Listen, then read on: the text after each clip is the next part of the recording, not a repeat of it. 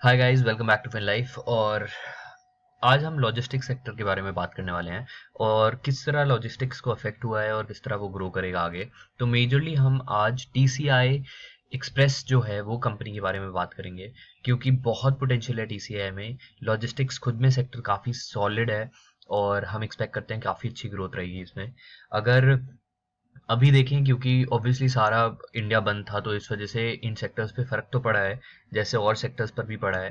तो अभी 3 महीने के लिए तो इनकी जो सर्विसेज थी लॉजिस्टिक्स की वो सब कम हुई है, लेकिन आगे जैसे ही सब कुछ स्टार्ट होएगा और नॉर्मलाइज होना स्टार्ट हो ही गया है ऑलरेडी, इन लोगों की सेल्स काफ़ी तेज बढ़ जाएंगी। मेनली ये लोग क्या काम करते हैं, टीसीआई एक्सप्रेस की अगर बात करें तो ये आपको सर्विसेज प्रोवाइड करती हैं एयर शिपमेंट की, या फिर अगर कोई ए से बी प्लेस तक माल ले जाना है, रोड ट्रांसपोर्ट की, तो टीसीआई एक्सप्रेस मेनली उस चीज़ काम करती है, या फिर कोरियर्स आपको पहुंचाने हैं तो उस सर्विस इंडस्ट्री में काम करती है। तो टीसीआई के बारे में देखें तो आपके सामने ये चार्ट खुला ही हुआ है ऑलरेडी। और चलिए शुरू करते हैं इसके बारे में। तो ये आपका चार्ट है और आप देख सकते हो इधर कि 928 रुपीज़ से स्टॉक का रेट गिरकर अभी सपोर्ट लिया है स्टॉक ने 527 पर। अगर हम, ये वन डे का चार्ट है, अगर वन डेली का हमने प्राइसिंग लगा रखी है, अगर मैं इसको कैंडल्स में बदलता हूँ तो इस तरह आएगी।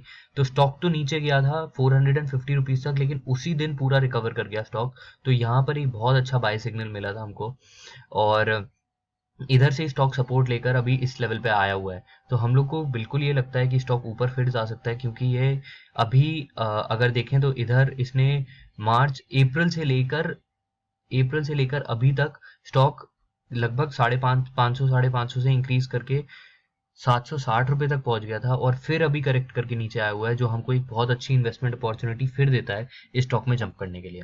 इसी में अगर हम छोटा सा मूविंग एवरेज लगाएं तो हम इधर देख सकते हैं कि इसमें कितना मूवमेंट आ रहा है स्टॉक में। और ये आपका 9 डे मूविंग एवरेज लगा हुआ है। अगर मैं 50 डे मूविंग एवरेज भी लगाता हूँ तो वो ऑब्वियसली आपको सिग्नल नहीं देगा अभी, लेकिन आगे आने वाले समय में आपको रिटर्न ज़्यादा अच्छे मिल पाएंगे। यहाँ पर चलिए इधर कुछ देखते हैं सिग्नल, इसका सजेशन क्यों नहीं आ रहा है मूविंग एवरेज में। मूविंग एवरेज अगर देखें,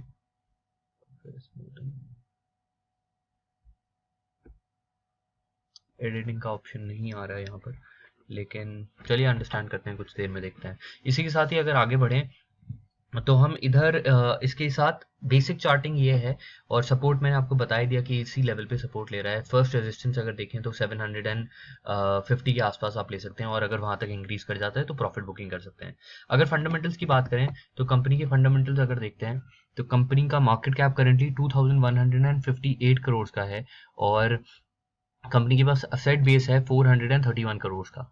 तो इस हिसाब से अगर देखें तो कंपनी में assets as compared to market cap जो है वो ज़्यादा है, कम है। और जो डेट है कंपनी में 6.15 करोड़ का है बस। बुक वैल्यू अगर देखें तो 87 करोड़ की, 87 रुपीज़ पर शेयर की बुक वैल्यू है। इंस्टीट्यूशनल और म्यूचुअल फंड होल्डिंग कंपनी में 8.82% की है, और डिविडेंड यील्ड अगर देखें तो 0.71% की आती है। तो ओवरऑल हम लोग को कंपनी अच्छी लगती है, क्योंकि कंपनी में ग्रोथ अच्छी है। आप देख सकते हैं 2017 से लेकर 2020 तक कंपनी ने कंटिन्यूसली ग्रोथ करी है, और 2020 में 1030 करोड़ का कंपनी ने टर्नओवर किया था और उस पर 89 करोड़ का प्रॉफिट कमाया था। तो कंपनी की ग्रोथ रेट काफ़ी स्ट्रांग आ रही है और अच्छी चल रही है। कंपनी का सेल्स ग्रोथ देखें अगर पिछले 4 से 5 सालों में, 2017 से 2020 तक अगर देखें तो सेल्स ग्रोथ आपकी आई है कंपनी की 11.21% पे, और प्रॉफिट ग्रोथ आया 33% पे, जो काफ़ी काफ़ी स्ट्रांग है। ये वाली फिगर्स आप इग्नोर कर सकते हैं, क्योंकि ये हमने अपनी कैलकुलेशन के लिए लिख रखी हैं। तो 2017 का ही रिपीट कर रखा है इधर।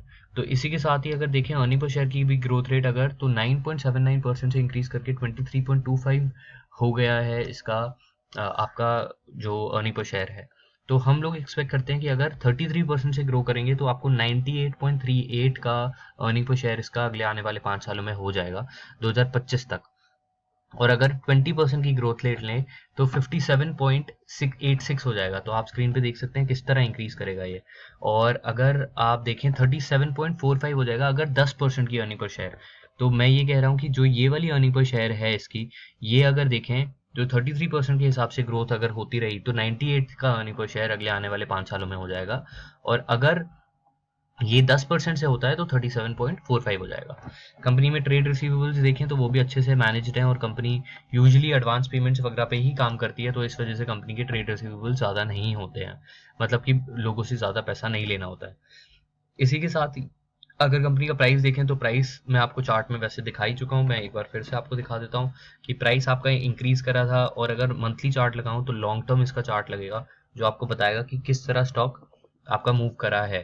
तो 2017 से अगर देखें तो आपका स्टॉक इस तरह अप ट्रेंड में ही रहा है और अभी करेक्ट होकर नीचे आया है, और कंपनी ने 2019 में भी सपोर्ट लिया था इसी लेवल्स पर, आपके 525 के लेवल्स पर, और 2018 में भी 10वें महीने में 2018 में भी कंपनी ने इस लेवल्स पे सपोर्ट लिया था। तो ये काफ़ी स्ट्रॉन्ग लेवल है जहाँ से स्टॉक बढ़ेगा, और 500 रुपये काफ़ी अच्छा इन्वेस्टमेंट लेवल लगता है हमको जंप इन करने के लिए। इसी के साथ ही आगे फंडामेंटल्स की बात करते हैं। फंडामेंटल्स अगर देखें तो पीई बैंड जिसके अंदर चलता है कंपनी, वो यूजुअली आपका रहता है बिटवीन 23.44 एंड 50.58। तो ये पीई बैंड का रेंज रहता है, और करंटली पीई भी 23.43 अपनी लोएस्ट पीई पे चल रहा है, तो इन्वेस्टमेंट के लिए काफ़ी अच्छी अपॉर्चुनिटी और देता है। ऑडिटर्स के बारे में हमको इतना पता नहीं है, R S Agarwal and company हमने रिसर्च करी, ज़्यादा डिटेल नहीं मिल पाई हमको। और कंपनी के अगर फ्यूचर एक्सपेक्टेड प्राइसेस देखें तो वो हमने निकाले हैं, मिनिमम पी जो आपका ये आया है 23.44 का, इसको मल्टीप्लाई करा है हमने expected earning per share 33% rate की ग्रोथ रेट से 98.38 से अगर मल्टीप्लाई करते हैं तो आप देख सकते हैं कि इन दोनों को मल्टीप्लाई करके हमारा ये नंबर आता है।